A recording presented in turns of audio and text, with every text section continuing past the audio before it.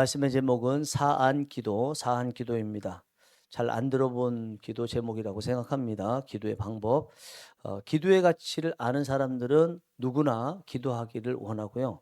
잘하기를 원하고 할 수 있으면 많이 하기를 원한다고 생각합니다. 그래서 지지난주부터 두 번에 걸쳐서 짜투리 시간 기도, 정해진 시간 기도까지 말씀을 드렸습니다. 그리고 오늘 또 기도의 방법을 말씀드립니다. 이 기도의 방법을 다양하게 말씀드리는 이유는 각자마다 기도하는 데 있어서 맞는 기도가 있을 수도 있고요. 또 전반적으로 다 맞지만 어떤 상황에서는 그 방법으로 기도하기 어렵기 때문에 어떤 상황에서도 기도를 할 수 있도록 하기 위해서 다양한 방법을 지금 말씀을 드리고 있습니다. 여러분들 어떻게 두 가지 기도 방법 말씀드렸는데 실제로 해 보셨나요? 네. 효과가 좀 있었습니까? 네. 해 보면 효과가 있습니다. 예, 안 하니까 효과가 없지 하면 조금이라도 반드시 효과가 있습니다. 안 해본 사람들이 말이 사실은 많죠? 네. 해 보면 이게 효과가 있기 때문에 '아 그렇구나.' 생각하고 자기 자신이 안 한 것을 탓하지 이 방법이 옳으니 그르니 말하지는 않습니다. 우리 방언 같은 경우도 누가 방언에 대해서 이렇다 저렇다 말할까요? 안 하는 사람들이. 방언 못하는 사람들이 이야기하지 방언을 하는 사람들은 그렇게 얘기하지 않습니다. 우리 기독교인들 욕하는 사람들 또 비방하는 사람들이 누굽니까? 기독교인 아닌 사람들이죠. 물론 기독교인 내부에서 더 발전하기 위해서 의견들을 제시를 하지만 기독교인에 대해서 비난하고 심지어 죽이려고 하는 이런 일들을 생각하고 실행하는 사람들은 기독교인 아니기 때문에 그런 거예요. 여기 하나님의 말씀은 특별히 이제 기도와 관련돼서 우리 수요 영성 기도회를 하고 있는데 말씀을 드릴 때는 꼭 해 보셔서 효과를 꼭 보시는 은혜가 있기 원합니다. 오늘도 그 일환으로 기도에 대해서 방법을 하나 제시를 합니다. 우리 인생은요, 기도에 달려 있다고 생각합니다. 기도 모양대로 우리의 삶의 모양도 생기고, 기도의 그 깊이와 또 크기대로 우리의 삶의 크기와 깊이도 달라지는 거 분명하다고 생각합니다. 오늘 본문에 나와 있는 느헤미야를 통해서 우리는 기도의 또 다른 방법에 대해서 보고자 합니다. 이스라엘이 바벨론에서 멸망당하고 또 바벨론은 바사에 의해서 멸망당했습니다. 이 바사의 왕 중에 아닥사스다 왕, 이 사람이 있을 때 에스라도 그 나라에 있었거든요. 서로 이제 시간 차이가 13년 차이 나 가지고 에스라가 2 차로 바벨론 포로에서 돌아오고 13년 후에 느헤미야가 이렇게 돌아오게 되는데 느헤미야가 바사의 아닥사스다 왕의 수를 맡은 사람이었습니다. 관원장이라는 표현은 없고 그냥 관원 중에 한 사람인 것 같습니다. 어느 날 예루살렘에 있는 자기 친동생 하나니라는 사람이 찾아왔어요. 그래서 느헤미야가 물어봤습니다. 바벨론 포로로 끌려갈 때 끌려가지 않고 남아있는 내 백성들은 지금 어떻게 지내니? 물어보니까 주위의 사람들에 의해서 능욕을 받고 예루살렘 성벽은 다 회파되고 성문은 불탔습니다, 형님. 이렇게 이야기를 했어요. 이 말을 듣고 느헤미야가 너무 낙담이 되고 어떻게 이럴 수 있나 하는 마음 가지고 하나님 앞에 수일 동안 금식하며 옷을 찢고 기도했다. 이렇게 말씀하고 있습니다. 그렇게 수일 동안 옷을 찢고 금식하는 중에 있다가 4개월 지난 후에 아닥사스다 왕 앞에 포도주가 있는 거예요. 그 포도주를 느헤미야가 따라서 올렸습니다. 그런데 이 아닥사스다 왕이 느헤미야를 끔찍히도 총애했던 것 같습니다. 관원장이 아님에도 불구하고 어쩌면 차기 관원장감이었는지도 몰라요. 아닥사스다 왕이 보니까 느헤미야의 얼굴에 수심이 있거든요. 뭔지는 모르겠지만 평소하고 달라서 네가 왜 얼굴에 수심이 있느냐 물어보니까 4개월 전에 동생 하나니로부터 들었던 내용을 왕에게 말을 했습니다. 왕이 그러니까 그러면 내가 너에게 뭘 해주면 되겠느냐? 그러면 저에게 예루살렘 성으로 보내주십시오. 성벽을 다 재건한 다음에 왕께 다시 돌아오겠습니다. 그래, 그래라. 그리고 파송을 해서 느헤미야가 3 차로 이게 전체로 스룹바벨, 에스라 다음 느헤미야 3 차로 해서 예루살렘에 도착하고 성벽을 재건을 하기 시작했죠. 여러 가지 방해에도 불구하고 하나님께서 도와주셔서 52일 만에 성벽을 다 마치게 되었습니다. 이 느헤미야의 모습은 참 부러운 모습이에요. 나라가 멸망했고 그 나라가 성벽이 불타 있는 상태에서 그거를 재건했다고 한다면 아주 큰 일을 한 거죠. 우리도 좀 그런 큰 일들, 뽀대나는 일, 흔히 말하는 했으면 좋겠다는 생각합니다. 참 부러운 일입니다. 그러나 느헤미야가 그렇게 남이 부러워하고 또 제가 부러워할 만한 그런 모습을 갖기 얼마 전에는 좀 전에 말씀드린 대로 바사에서 왕의 수를 받는 관원이었습니다. 바사라고 한다면 바벨론을 멸망시킨 나라입니다. 지금의 이란이잖아요. 그리고 바벨론은 이라크인데 그렇게 자기 나라를 멸망시킨 나라의 이제 후국으로 이어진 나라로 있는 바사에 왕의 수를 맡은 사람으로 있으니까 이 사람은 본인의 그곳에서의 지위는 보장되고 먹고 살 것에 대해서는 보장이 됐을지 모르지만 다른 사람들이 봤을 때는 매국노라고 생각할 수도 있겠죠. 안 그럴 것 같아요. 그러나 어쨌든 그 의지가 자기 나라를 멸망시킨 후속 나라의 왕을 위해서 수를 맡은 관원이 됐으니까 그렇게 좋아 보이는 모습은 아니잖아요. 그런데 어느 날 갑자기 이렇게 부러워하는 모습으로 바뀌었더라는 것입니다. 어쩌면 느헤미야가 아닥사스다 왕의 술 맡은 관원으로서 이 업무를 일을 하고 있을 때 1차와 2차로 돌아갔던 스룹바벨과 에스라에 대한 소식을 들었겠죠. 얼마나 부러웠겠어요. 그러면서 나는 여기서 도대체 뭐 하고 있는 거냐. 에스라 나하고 거의 같은 시대에 있고 같은 왕 밑에서 이렇게 있었는데 에스라는 예루살렘으로 돌아가서 이스라엘 백성들 율법을 가르치면서 하나님의 백성으로 온전히 세우는 그런 귀한 일을 하고 있는데 나는 여기서 지금 뭐 하고 있느냐 이런 생각을 하고 있었을 가능성이 저는 많았다고 생각합니다. 그랬던 그가 하루아침에 바뀌었어요. 위대한 일을 했습니다. 그 차이가 뭡니까? 하나님께서 그에게 주신 은총이죠. 그 은총은 느헤미야가 하나님 앞에 기도했기 때문이라는 거죠. 동생 하나니로부터 예루살렘 성벽이 회파되고 불탔다는 이야기를 듣고 그것을 그냥 지나치지 않고 하나님 앞에 울며 금식하며 기도했기 때문에 하나님께서 들어주셨다는 것입니다.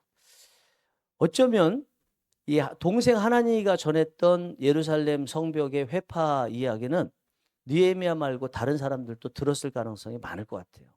근데 그런 사람들은 그 일을 하지 않았거든요. 그런 분들은 들었어도 그렇구나 하고 넘어갔을 가능성이 많아요. 기도 안 했을 가능성이 많아요. 기도하더라도 대충 한두 번 기도하고 말았을 가능성이 많아요. 어떤 사람들은 느헤미야처럼 울며 금식하며 수일 동안 그렇게 기도한 사람들도 있을 것입니다.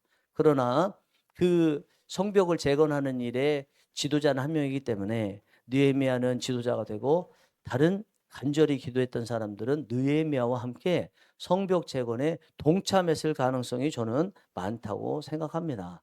그렇습니다. 우리의 기도가 어떤 거냐 따라서 그 우리의 삶의 모습이 이렇게 느헤미야처럼 완전히 달라질 수 있다는 것을 이 말씀을 통해서 분명히 보여주고 있습니다. 느헤미야가 한 기도는요. 성벽이 회파됐다는 내용을 듣고 한 기도죠. 그리고 그 성벽을 재건하게 되는 하나님의 역사가 일어난 거 보면 성벽 재건을 위한 기도라고 볼 수 있습니다. 무슨 기도일까요? 어떤 일이 생겼을 때 그 일에 대해서 기도하고 또 해결하기 위한 기도라고 볼 수 있겠죠. 사안 기도라고 볼 수 있을 것입니다. 우리의 기도는요. 대부분 이 사안 기도입니다. 어떤 일에 대해서 하나님 이것 좀 주세요. 이것이 필요합니다. 하는 거죠. 그러면 이 사안 기도라고 하는 것은요. 우리 기도의 기본인 거예요. 늘 우리가 하는 게 그거잖아요. 몸이 아픕니다. 병 낫게 해주세요. 먹을 게 없습니다. 하나님 적어도 먹고는 살아야 될 거 아닙니까? 이거 주세요. 이런 것들이잖아요. 사안들 놓고 기도하는 거잖아요. 그런데도 제가 이렇게 사안 기도라는 제목을 가지고 말씀을 전하는 것은 기본이고 가장 중요할 수 있는 이 기도를 제대로 하고 있지 않기 때문에 하나님께서 하라고 감동을 주셔서 제가 하고 있다고 생각합니다. 여러분들은 지금 무엇을 위해서 기도하고 계십니까? 최근에. 예. 어떤 사안을 놓고 기도하고 계십니까? 누군가의 모습을 보면서 나 부럽다 그렇게 기도하고 계십니까? 아니면 누군가가 여러분들의 기도하는 모습을 보면 저분 부럽네. 권사님, 전도사님, 집사님, 목사님 부럽네. 이런 기도를 하고 계십니까? 우리는요, 우리가 무엇을 놓고 기도하느냐에 따라서 우리의 길도 달라지고 인생 전체도 달라진다는 것을 이거를 뼈저리게 느낄 수 있어야 될 줄 믿습니다. 우리는 하나님께서 일을 하실 수 있는 동기만 드리면 돼요. 그 동기, 하나님을 움직이도록 하는 동기를 드리면 하나님께서 그다음부터 일하시기 시작하시죠. 어떤 일을 하실지는 그건 하나님께 달려 있습니다. 제가 기도에 대해서 몇 주에 걸쳐서 계속 말씀드리고 있는 이유는 초반에 말씀드렸던 것처럼 여러분들의 기도가 원하는 대로 깊어지고 또 커지고 또 많아지기를 하는데 조금이라도 도움이 될 수 있을까 해서 다양한 기도 제목을 기도 방법을 말씀드리는 중에 오늘도 말씀드리고 있습니다. 그러면 사항 기도라는 게 우리 기도에 늘 하게 되는 기본 기도인데 사항 기도를 어떤 것에 대해서 해야 될까라고 봤을 때는 제가 좀 나누어 보니까 두 가지가 있는 것 같아요. 첫 번째는 정기적인 사항 기도예요. 늘 우리가 하는 기도 있죠? 예배를 늘 드리죠? 그 예배에 대해서도 기도할 수 있겠죠? 또 불특정, 비정규적으로 일어나는 일들에 대해서도 예배 드릴 수 있겠죠? 지금 대한민국의 선거 때문에 문제가 되는 이거는 이게 한 세기, 두 세기에도 일어나지 말아야 될 일이 일어나고 있잖아요. 그러면 이런 경우에 기독교인들이 어떻게 해야 되겠습니까? 기도해야 되지 않겠습니까? 이런 기도가 되겠죠. 그러나 이게 이제 기간으로 봤을 때는 정기적인 기도와 비정기적인 기도로 나눌 수 있지만 실제적으로 봤을 때는요. 조금 더 중요하게 나눌 수 있는 것은 두 가지라고 생각합니다. 하나는 인물을 위한 기도, 또 하나는 일을 위한 기도다. 일도 사람이 하기 때문에 사람을 놓고 기도하죠. 여러분들이 꼭 기도하고 계실 것이라고 생각하는 기도는 우리 교회에 성도가 많지 않기 때문에 저부터든지 아니면 교회 학교 아이들이든지부터 중간부터 하지는 않으실 것 같고 다 인물들 놓고 다 기도하잖아요. 이게 사항 기도 중에서 인물을 놓고 기도하는 거죠. 그런데 정말 말 그대로 사항 기도라고 한다면 주로 하는 것들 또 해야 될 것이 우리가 하고 있는 일에 대한 기도라고 볼 수 있을 것입니다. 예를 들어서 좀 전에 잠깐 언급했던 예배. 그 예배 안에 행해지고 있는 일들이 많거든요. 이 예배가 정말 은혜가 되기 위해서 우리가 이 정도면 됐다고 하면 안 되거든요. 시대가 변하고 있잖아요. 계속 변하면 그에 따라서 우리도 변해야죠. 교회는요, 생물입니다. 생물. 살아있는 물건과 같아요. 이거를 저는 유기체라고 말하고 유기체라는 말을 굉장히 좋아하는 편입니다. 맞물려 간다는 거죠. 나 혼자 잘 돼서 나 이 정도면 됐다라고 해서 계속 돼 있는 게 아니라 시대라는 거, 또 세월이라는 거, 또 다른 사람, 다른 환경이라는 것에 의해서 우리가 영향을 받기 때문에 나는 이 정도면 됐다라고 생각하지만 어느 순간부터 이게 이상하게 지루하게 도태되고 할 수 있거든요. 그거 왜 그럴까요? 기도를 안 한 거예요. 사안 기도를 제대로 하지 않은 것입니다. 우리 교회의 예배 관련해서 디테일하게 기도 속에서 들어가서 현재 상태가 어떤지 그리고 인물은 제대로 배역을 다 역할을 주었고 그 역할을 제대로 하고 있는지 우리가 1년 지나면서 다음 단계로 인물이 해야 될 것은 무엇이고 어떤 일에 대해서 어떻게 해야 되는지 이런 것에 대해서 구체적으로 놓고 기도하지 않은 거예요. 왜냐하면 기도 말고 다른 거 할 수 있지만 우리의 능력으로 보면요. 그냥 봐서는 모르거든요. 맨날 문제 있으면 어떻게 하지 해야 되는데 방법은 모르겠고 그렇잖아요. 그리고 우리가 인간적인 방법으로 기도하지 않고 책을 보고 이렇게 해서 한다고 해도 그것들이 우리 교회에 안 맞을 가능성이 많거든요. 기도할 때만이 하나님께서 우리 교회를 향해서 원하시는 예배의 모습을 알려주시고 우리와 딱 맞는 모습을 보여주시잖아요. 그리고 지금 상태에서 문제는 뭐고 헤쳐나갈 방법은 무엇인지 다음을 위해서 길게 보고 계획을 세워야 되는 것이 무엇인지 이것을 아는 방법은 하나님께 기도하는 것밖에 없어요. 어떤 기도요? 사안 기도를 하는 것밖에 없습니다. 우리가 멈춰 있는 그 기도의 그 순간에 우리의 모습도 다 멈춰요. 아까 예배에 대해서 드렸는데 예배에 대해서 딱 기도하다가 그 순간에 멈췄다. 바빠서. 그러면 우리의 예배 수준은 거기까지 가는 거예요. 교회 학교를 한번 예를 들어 보겠습니다. 여러분 교회 학교를 다 담당해 보셔서 아시겠지만 교회 학교를 위해서 간절히 기도하면 기도하는 만큼 나도 하나님께로부터 뭘 해야 될지를 받잖아요.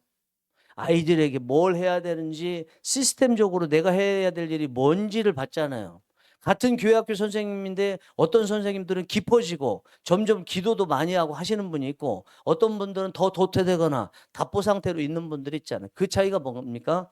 기도의 차이거든요. 우리 교회에 계속 교회학교를 향해서 기도하고 있는 것이 하나님 교회학교 주시옵소서라는 거잖아요. 기도했으니까 그게 나오는 거 아닙니까? 자, 그렇게 기도했더니 어쨌든 한 사람 늘었어요.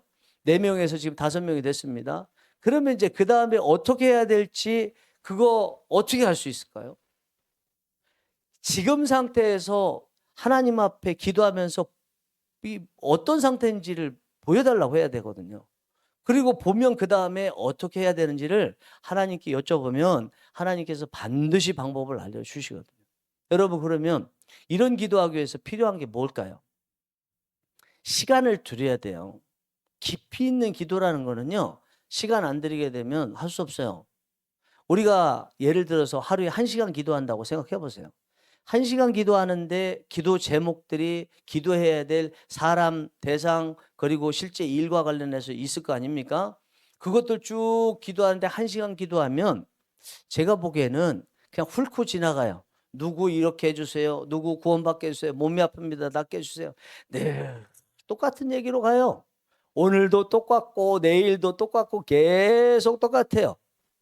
그러면 그거라도 기도했으니까 그 문제라도 하나님께서 해결해 주시지만 깊어지진 않아요. 그러면 매일 우리가 깊어지기 위해서 우리 사람의 상태를 깊이 보고 어떻게 해야 되는지 기도를 깊이 하고 또 일에 대해서 깊이 이렇게 기도할 수 있을까요? 매일? 어렵죠. 쉽지는 않죠. 저도 어려운데 여러분들은 오죽하겠습니까? 일상의 사회 생활이 있는데 어렵겠죠. 그래서 해야 돼요. 안 그러면 안 하면 특별한 시간을 내서 그 사한 기도를 집중적으로 하지 않으면 문제가 생겼을 때 그 문제를 해결할 방법을 몰라요. 어떻게 하지? 해결을 해야 돼. 답답한 마음만 가지고 있고 무능하다는 생각만 갖고 있고 늘 이 자리에 있는데 자칫하면 남 탓만 하고 올 수가 있거든요. 그렇죠? 그래서 하긴 해야 돼요. 그러면 어떻게 할 것인가? 잘할 수 있다면 2주에 한 번이라도, 한 달에 한 번이라도, 그거 안 되면 3개월에 한 번, 분기마다 한 번이라도, 정 안 되면 반기마다 한 번이라도, 정 안 되면 1년에 한 번이라도 깊이 들어가서 기도할 수 있어야 되는데 여러분 아시겠죠? 백지장도 맡으면 낫다고 안 하다가 1년 만에 한 번 기도하는 거 어려워요. 습관이 되지 않으면 어려워요. 여러분 그렇습니다. 반드시 이 사한 기도를 우리가 해야 되고 그렇게 하기 위해서는 시간을 내서 꼭 해야 된다라는 것을 우리가 기억을 해야 될 줄 믿습니다. 사랑하는 성령이 일하시는 교회 교우 여러분, 우리 인생은 철저히 기도에 달려있다 말씀드렸습니다. 그렇게 말씀드리고 지금 말씀을 또 전하게 됐는데 듣고 나니까 더 아시겠죠? 정말 우리 인생은 기도에 달려있다. 기도의 수준과 우리의 수준이 우리 삶의 수준이 똑같다 진짜. 기도에서 보여주고 있는 그 형태 그것이 우리 삶의 형태다. 이거는 분명한 것 같아요. 그래서 우리는 기도를 다각도로 해야 되고 많이 해야 되는데 오늘 본문에 나와 있는 이 사한 기도도 꼭 해야 된다라고 말씀드렸습니다. 그런데 여러분 제가 기도 방법을 지금 3주째 말씀드리고 이전에도 뭐 다른 방법들 말씀드렸겠죠. 그런 방법들 말씀드렸지만 오늘 기도 방법은요. 이전에 말씀드렸던 기도 방법 앞으로 말씀드리더라도 그런 방법들과 차별되는 거예요. 구별되고 차별되는 거예요. 이 기도 방법은 독보적인 거예요. 다른 기도 방법들은 말 그대로 방법이에요. 그러나 이 기도 방법은 콘텐츠예요. 내용이에요. 그죠? 이걸 빼고 뭐 짜투리 시간 기도를 하느니 정해진 시간 기도하느니 인내 기도를 하느니 아무리 해봐야 실제 기도할 내용을 어떻게 기도해야 되는지 이 일 있잖아요. 일이 있어야 일을 놓고 기도하는데 이 일에 대해서 기도 방법을 모르면 우리는 방법만 알고 있고 알맹이 없는 껍데기 기도만 할 수밖에 없어요. 그만큼 이 사안 기도라는 건 너무너무 중요한 것이다라는 것을 느끼게 됩니다. 여러분들이 오늘부터 기도하실 때 이 사안 기도를 잘 하시기 바랍니다. 지금 같이 나가고 있는데 뭐 우리가 인원이 적기 때문에 여러분들 또 삶의 터전에서 있으면서도 마치 목회자처럼 기도하고 계시는데 기도 깊이 해보세요. 우리 전도사님은 목회 성공이 기도에 달려 있다는 거 훈련하세요. 정말 훈련하세요. 사안 기도에 대해서 깊이 한번 기도해 보세요. 그래서 지금 상태에서 현재 뭐가 필요하고 어떻게 고쳐야 되고 어떻게 개선해야 되는지 본인에 대해서도 보시고 우리 사람 각자에 대해서 잘 보세요. 그리고 우리가 다 기도할 때 또 나눌 때도 반드시 알아야 되는 것이 있는데 우리가 기본적으로는요. 기도하든지 아니면 나눌 때 해야 되는 것은 하나님이 보여주시더라도 내가 뭘 할 것이냐를 봐야 돼요. 내가 무엇을 기도해야 될 것이냐를 봐야 돼요. 기도 속에서 제가 지도자라고 해서 여러분들에 대해서 하나님이 보여주신다고 할지라도 누가 뭘 해야 됩니다. 이걸 말하기 전에 내가 이 우리 교회에 어떤 영향력을 미치기 위해서 이런 것을 해야 됩니다. 나에 대한 얘기를 해야 되거든요. 남에 대한 얘기가 아니고, 그죠? 이게 굉장히 중요한 거예요. 나눌 때도 그렇고, 그리고 꿈을 해석할 때도 일반적으로 그렇고요. 기도에 대해서도 마찬가지입니다. 그래서 여러분들께서 오늘 이 들으신 사안 기도를 가지고 깊이 시간을 내서 꼭 기도하시고 여러분들의 현재 모습, 또 우리 교회의 현재 모습, 그리고 일에 대한 것도 보시면서 개선할 여지들 찾으면서 여러분들이 하실 일 다 잘 하시게 되는 은혜가 있기를 간절히 바랍니다. 기도하시겠습니다.